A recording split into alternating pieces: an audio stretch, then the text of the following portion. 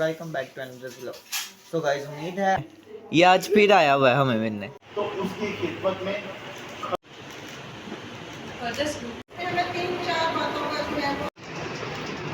मेरे जीजो और फटाफट नाम है आप सबको सलाम। तो अब मैं बना रहा हूँ नूडल्स।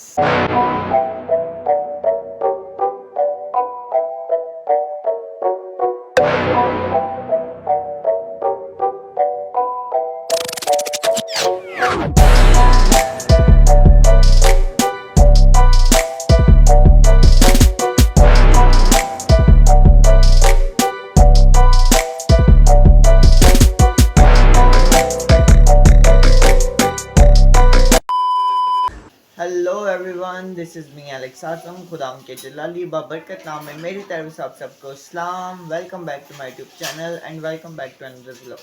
तो गाइस उम्मीद है आप सब ठीक ठाक होंगे, खैर खैरियत से होंगे। तो आपकी दुआओं से हम भी बिल्कुल ठीक ठाक हैं। तो पहली बात तो ये चैनल को कर दे सब्सक्राइब, उसे लाइक करें, शेयर करें और अच्छे अच्छे कमेंट्स करें। तो जैसे कि आपने पिछले व्लॉग में देखा था कि कल के व्लॉग में था होली थर्सडे यानी पाक जुमेरात, तो आज है गुड फ्राइडे पाक जुम्मा। आज के दिन खुदा यीशु मसीह को स्लीप दी गई थी, दोपहर के वक्त उनको स्लीप दी गई थी, उनको मसलूब किया गया था। तो आज हम लोग जा रहे हैं चर्च, तो तैयार होने लगे हैं। तो मिलते हैं फिर आपको तैयार हो। A few moments later. तो गाइस हम सब तैयार हैं, ये देखें मामा भी बैठी हुई हैं, परी भी तैयार है और ये हमारा काका भी तैयार है। ये आज फिर आया हुआ है हमें मिलने, है ना। तो अब हम सारे जा रहे हैं चर्च। तो सनिया मामा भी तैयार है, चाची साहब भी तैयार है, हमने इकट्ठे जाना है सबने। तो मिलते हैं फिर आपको चर्च में जाकर।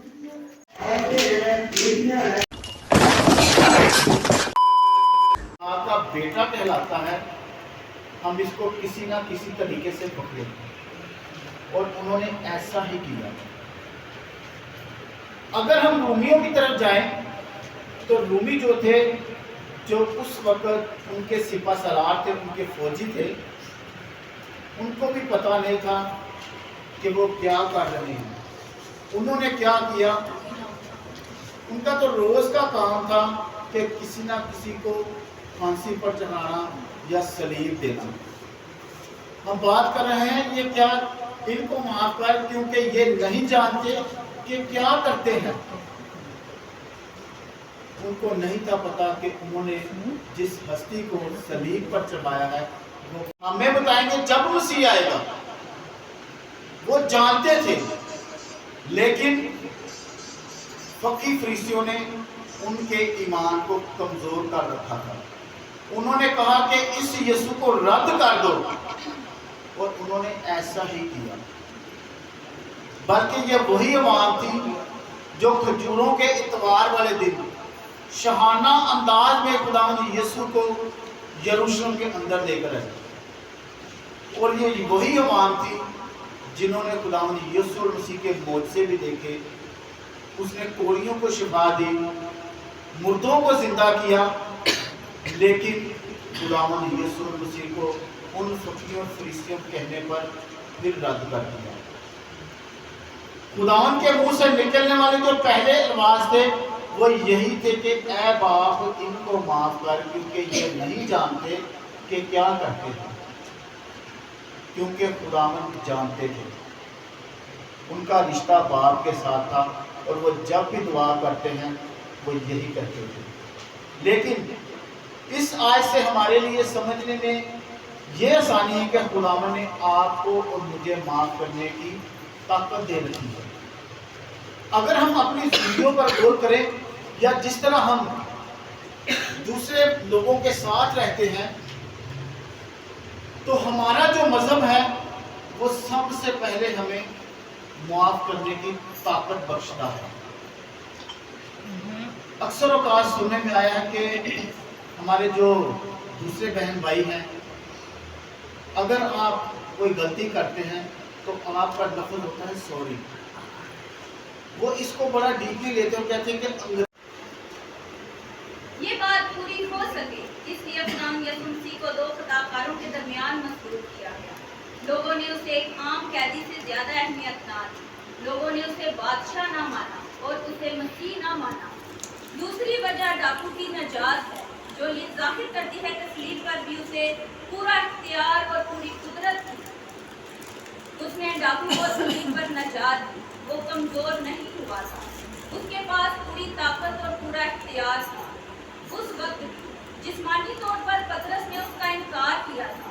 उसके शागिर्द उसको छोड़कर चले गए। उसको अदालतों में पेश किया गया।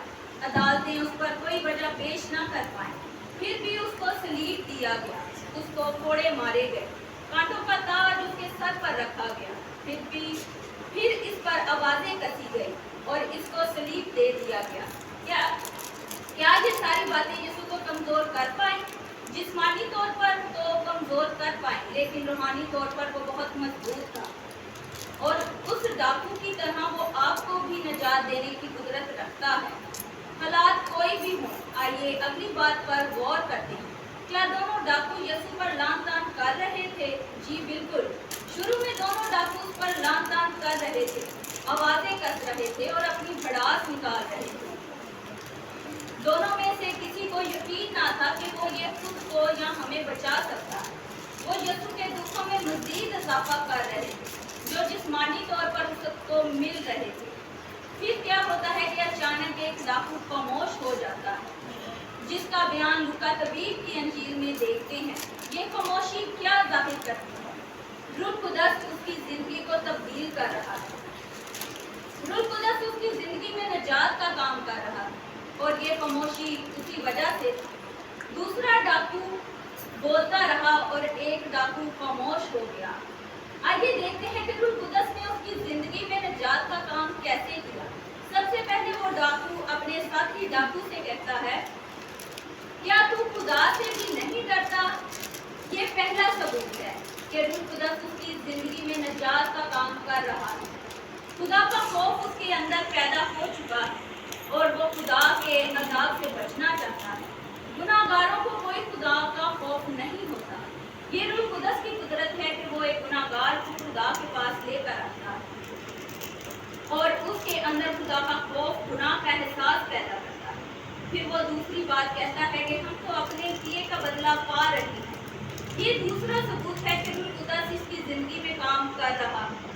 वो अपने गुनाह का इकरार कर रहा है। इसने अपनी हालत का बिल्कुल ठीक अंदाजा लगाया। मुशर्रफ बेटे की तरह जब मुशर्रफ बेटे ने अपनी हालत का अंदाजा लगाया था, जब उसकी आंखें खुलती हैं, जब हमें भी होश आता है, हमारी आंखें खुलती हैं, तो हमें पता चलता है कि हम कितने गुनाहगार हैं। डाकू जानता था कि उसकी सजा वाजिबी है और उसको रहम की जरूरत है। आपके गुनाह का इकरार ही आपकी सच्ची तौबा की निशानी है। उसके बाद वो कहता है कि यीशु ने तो कोई गलत काम नहीं किया।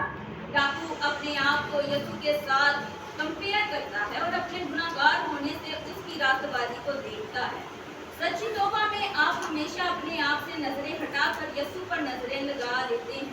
इससे कोई फर्क नहीं पड़ता कि आप कितने गुनाहगार हैं, फर्क इस बात से पड़ता है कि यीशु कितना रास्तबाज है। फिर डाकू अगली बात कहता है, तो यीशु से कहता है कि जब तू अपनी बादशाही में आए तो मुझे याद करना। यानी कि वो यीशु से माफी मांग रहा है। थोड़ी देर पहले जब यीशु ने दरख्वास्त की थी कि ऐ बाप इनको माफ कर, क्योंकि ये नहीं जानते कि क्या करते हैं, तो डाकू ने भी ये बात सुनी। उसके दिल में क्या आया होगा कि जब इन सब लोगों को माफी मिल सकती है तो इन सब लोगों के लिए फजल मुहैया किया जा सकता है, तो मैं उस फजल में शामिल क्यों नहीं हो सकता। याद रखें कि जब आपकी जिंदगी में रूह कुदस निजात का काम कर सकता है तो सबसे पहले आपके दिल में खुदा का खौफ आता है। फिर वो आपके गुनाहों को आप पर जाहिर करता है। फिर आप यीशु के पास आते हैं और माफी की उम्मीद आपकी जिंदगी में जाग उठती है। डाकू ने यही नतीजा निकाला, अगर माफी मिल सकती है तो फजल के वसीला से। अगर इन सब लोगों के लिए फजल मुहैया किया जा सकता है तो शायद मुझ पर भी फजल हो जाए। नोट करें कि डाकू ने कब निजात पाई, जब उसने अपनी कोशिश करके अपनी रूह को यीशु के सुपुर्द किया और यीशु ने उसकी रूह को निजात दी।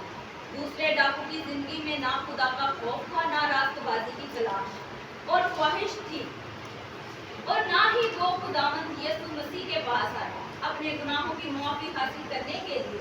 पहला डाकू इस बात को समझता था कि यीशु मसीह की एक बादशाही है और वो ये ही मानता था कि सलीब पर मौत यकीनी है। तो जब उसने कहा कि अपनी बादशाही में मुझे याद करना, इसका मतलब ये है कि डाकू का ईमान था कि वो मुर्दों में से जी उठेगा और बादशाही को कायम करेगा। यीशु ने जवाब में उससे कहा, मैं तुमसे सच कहता हूँ, इस बात का मतलब है कि जो बात मैं कहने को हूँ, इस बात का यकीन करना मुश्किल है, लेकिन सच यही है कि तू आज ही मेरे साथ फिरदौस में होगा। यानी जैसे ही हम मरते हैं उसी वक्त हम खुदावंद यीशु मसीह के पास चले जाते हैं। कोई दरमियान में इंतजार करने वाली जगह नहीं होती, बल्कि हम उसी वक्त खुदावंद यीशु मसीह के पास होते हैं। जैसे ही हम इस दुनिया से जाते हैं, डाकू को क्या हक हासिल था कि वो यीशु के पास बादशाही में ही में 3-4 बातों का जो है वो जिक्र मिलता है। एक मोहब्बत का, फर्माबरदारी का और जिम्मेदारी का।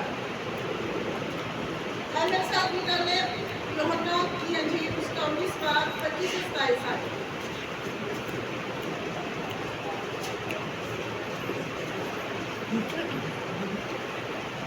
उसने खाया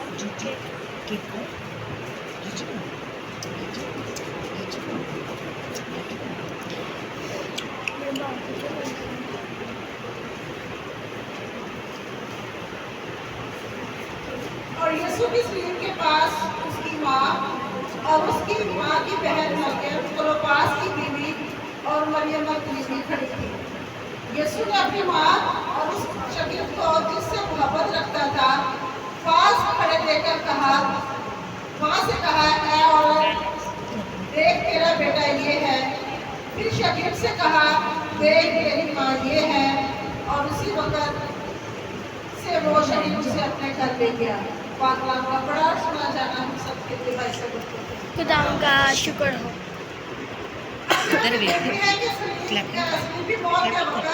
सलीब के वक्त वहाँ पे कौन लोग मौजूद थे? वहाँ 4 औरतें और एक मर्द था। वहाँ यीशु की माँ मरियम मुक़द्दस, मरियम की बहन सलोमी, ये यीशु की शकील याकूब और यूहन्ना की माँ थी और जब्दी की बीवी थी। इस तरह याकूब और यूहन्ना यीशु के कज़न्स थे। उसके बाद मरियम मगदलीनी, जिसमें से यीशु ने 7 बकरों को निकाला था, और वहाँ क्लोपास की बीवी। और यहाँ हम देखते हैं कि वहाँ शकील यीशु को छोड़कर चले जाते हैं। वहाँ पे औरतों का वहाँ पे होना किसी अज़ब और हिम्मत से कम नहीं था। वहाँ पे सिर्फ एक मर्द था और 4 ख़वातीन थी वहाँ पे, और वो यीशु के साथ नहीं, और वो यीशु को छोड़कर नहीं गए, इसलिए कि वो यीशु के साथ उनकी। मेरे चीज़ों, हम जिस्म रखते हुए बखूब जानते हैं जब हमें पानी की तरफ प्यास लगती है, पानी की शिद्दत जो बताती है कि हम प्यासे जब होते हैं तो हमें कितनी घबराहट और कितना महसूस होता है कि हम प्यासे हैं। जैसे कि ज़बूर 22 में उसकी 15 आयत में लिखा है, उन्होंने मुझे खाने को अंदर ले जा ये और खुदावंद नाम में आप सबको सलाम। छठा कलमा जो नजात का कलमा है, जो नजात की तकमील का कलमा, सलीबी फतह का ऐलान है। आइए मेरे साथ निकालिए यूहन्ना 19 बाब उसकी 30वीं आयत। मुझे वीडियो बनानी है। बस जब यीशु ने वो सिरका पिया तो कहा कि तमाम हुआ, और सर झुकाकर जान दे दी।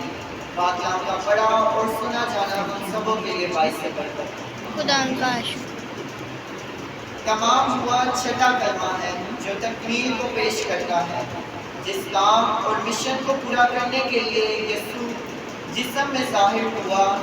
ये नजात का काम, ये नजात के काम की तकमील है। खुदावंद का शुक्र हो। आइए हम चंद बातों पर गौर करेंगे क्या मुक़द्दस की रोशनी में दुखों का काम मुकम्मल हुआ। मसीह ने खुद भी अपने बारे में दुख उठाने की पेशन गोई की थी।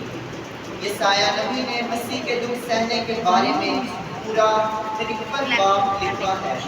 میرے ساتھ نکالیے یسایہ نبی کا صحیفہ، اس کا 53 باب، اس کی 12ویں آیت.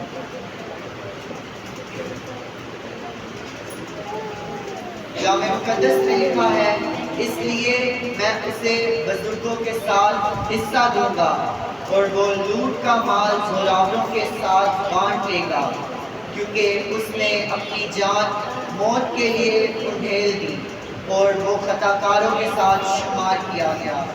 تو بھی اس نے بہتوں کے گناہ اٹھا لیے اور خطا کاروں کی شفاعت کی. ہم اس آیت میں دیکھتے ہیں کہ خداوند یسوع مسیح ہماری خاطر خطا کاروں کے ساتھ شمار کیا گیا تھا. اس نے ہمارے گناہوں کا بوجھ اپنے سر اٹھا کر خدا باپ سے ہماری شفاعت کی تھی کہ ہمارے گناہوں کو معاف کیا جائے. ہاللیلویا. اسی طرح ہم آگے بڑھیں گے، دیکھیں گے لکھا ہوا ہے نوشتوں کی تکمیل ہوئی. مسیح شریعت اور نبیوں کی باتوں کو پورا کرنے آیا تھا. جی اٹھنے کے بعد یسوع مسیح نے عہد عشق کی تمام پیشن گوئیوں کی تکمیل ہے. وہ بے شرح شخص نہیں تھا. یہ ہمارے لیے ایک عظیم نمونہ ہے. ہمیں بھی کلام کی فرما برداری کرنی ہے تاکہ خداوند کا زندہ کلام اور اس کی باتیں ہم میں مجسم ہو. نجات کا کلام مکمل ہوا جب مسیح نے کہا کہ تمام ہوا، تو یہ وہ نعرہ ہے جو یونانی زبان میں فتح کا نعرہ ہے. اب نجات کا کلام مکمل کر دیا گیا. یہ وہ باتیں وہ پیشن گوئیاں پوری ہو گئیں جو خداوند یسوع مسیح کے آنے سے پہلے رسولوں نے اور اس کے بزرگوں نے کی تھی. تو خداوند یسوع مسیح نے کہا کہ تمام ہوا، تو ہیکل کا پردہ پھٹ گیا. جب یسوع مسیح نے کہا کہ تمام ہوا، وہ ہیکل کا پردہ پھٹ گیا اور عام انسان اور خدا کا میل ہو گیا. یہ ہیکل کا وہ مقدس جگہ تھی جہاں ایک کاہن ہی وہاں جایا کرتا تھا. یسوع کی موت سے خدا اور انسان کا میل ہو گیا. اب وہ پردہ نہیں رہا، راستہ کھل گیا اور ایک نئی راہ یسوع مسیح کے خون کے وسیلہ سے تیار ہوئی. اب ہر کوئی خدا کی حضوری میں جا سکتا ہے. ہر کوئی اس کی حضوری کو محسوس کر سکتا ہے. خدا کی حضوری ظاہر ہو گئی. پہلے خدا کی حضوری اور روح کے پردے کے پیچھے تھی، اب ہر ایک کے لیے ظاہر ہو گئی تھی. ہر کوئی خدا کے ساتھ رفاقت رکھ کر اس کی حضوری کو محسوس کر سکتا تھا. اس کے بعد جب خداوند یسوع مسیح نے کہا کہ اگر ہم تخلیق کے وقت ہی دیکھیں تو خدا خود 6 دنوں میں اپنا کام مکمل کرتا ہے اور 7ویں دن آرام کرتا ہے. اسی طرح یاد رکھیں کہ خداوند یسوع مسیح اس دنیا میں جس مقصد کے لیے آئے تھے تاکہ وہ انسان کا اور خدا کا ملاپ کروا سکے، اسی کام کو مکمل کر کے آج واپس اپنے گھر کو لوٹ رہے ہیں. اسی لیے وہ فرماتے ہیں، اسی لیے زور سے پکارتے ہیں، اے باپ اپنی روح میں تیرے ہاتھوں میں سونپتا ہوں، کیونکہ اب وہ دوبارہ واپس اپنے باپ کے پاس جا رہے ہیں. اگر آپ نے پہلا کلمہ جب سنا ہے تو پہلے کلمہ بھی آج میں اپنے آپ کو، میں اپنی زندگی کو تیرے ہاتھوں میں دیتا ہوں. تو گائز چرچ سے ہم فری ہو کے آ گئے تھے گھر پہ، تو اب میں بنا رہا ہوں نوڈلز. تو یہ دیکھیں میں بنا رہا ہوں نوڈلز. تو اب میں کرنے لگا ہوں ولاگ کا اینڈ، کیونکہ آج کا ولاگ تھوڑا لمبا ہو گیا. تو ملیں گے آپ کو نیکسٹ ولاگ میں جو کہ ہمارا ایسٹر نائٹ کا ولاگ ہوگا، تو اسے دیکھنا مت بھولیے گا. تو چینل کو سبسکرائب کریں گے تو آپ کے پاس ایسٹر کے ولاگ آئیں گے نا, شادی کے ولاگ آئیں گے. تو پہلے کریں چینل کو سبسکرائب, تو پھر دیکھیں ایسٹر کے ولاگس کو, شادی کے ولاگس کو. تو ملیں گے آپ کو نیکسٹ ولاگ میں, تب تک کے لیے خدا حافظ اینڈ گاڈ بلیس یو.